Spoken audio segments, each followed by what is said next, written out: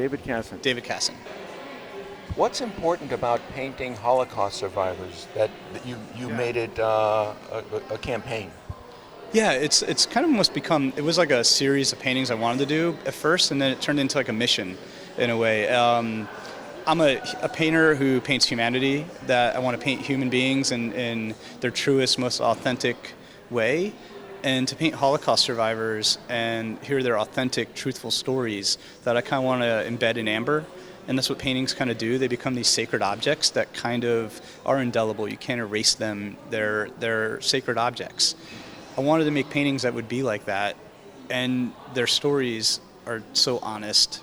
How I paint is as authentic as I want to. It just seemed to be a perfect mixture of what I wanted to do with my art. Also, you explore all different versions of how people cope with reality and different ways that humanity deals with things, and they're amazing. So it's very interesting because you're painting these people in a setting that's not the setting that made them famous, really. Have you depicted Holocaust situations and scenarios? Yeah. You know, I'm not really actually interested in focusing on the atrocity, but more the 75 years after they were liberated and the lives that they've really built for themselves. Like Renee is a fashion designer, Bill was a makeup artist for Judy Garland, and that's what I find really inspiring about their lives, and that's what I want to capture in the work, them right now, their entire lives, the part of their lives that they've had control over versus the part that they didn't have control over. I think I wasn't a witness to what they went through firsthand, so for me to paint that would be inauthentic.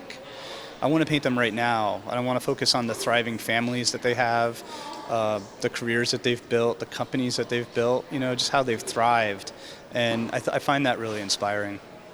Do you follow a faith? Are you a religious person? Spiritual, but not really that religious. I'm Jewish, ethnically, mother and dad, father's side, but my dad was in the Air Force, so we traveled around a lot all over the world and just kind of found other cultures interesting. I think of myself as a painter, as almost an anthropologist and a documentarian with paint, so that's kind of how I find... Did his travels take you to Germany? I used to live in Germany, yeah. When I was born in Arkansas, lived there for a year and a half, and then we moved to Ramstein Air Force Base near Landstuhl, and we lived there for 5 years, and then after that, my dad got stationed at McGuire Air Force Base in New Jersey, and we settled there. That's where he retired in 85 or 86. Yeah. So what was that experience living in Germany as a Jew? What was that like for you?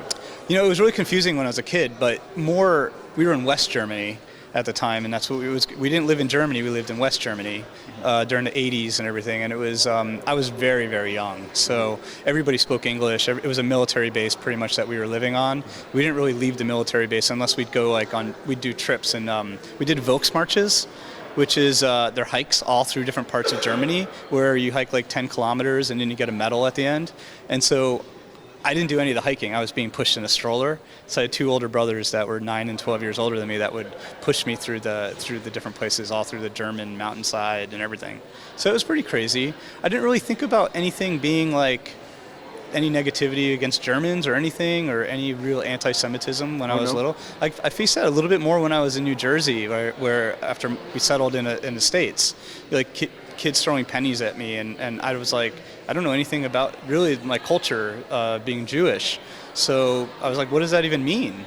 Why? Okay, thanks for the money. I don't know. It's like weird things would happen like that. Like I had a Catholic friend that disowned me when they found out my family was Jewish, and I was like, why? So it was weird, but I didn't really understand why at all. It's funny, I met a girl 5 years ago who I married. Her name is Shayna, and she's been teaching me more about the cultural history of being Jewish and everything, because she kind of grew up in a very Jewish household, you know, and I'm kind of jealous of that because I didn't really have a connection to my culture, you know, my religious culture and ethnic culture. How about an interest in the faith itself and practicing the faith? Yeah, no, I've just started kind of going to synagogue and temple with, actually I went with my mother-in-law. Well, you live in Brooklyn, for Yom Kippur. Oh, yeah? Yeah, well, in Brooklyn, it was in Austin. Yeah, pretty cool.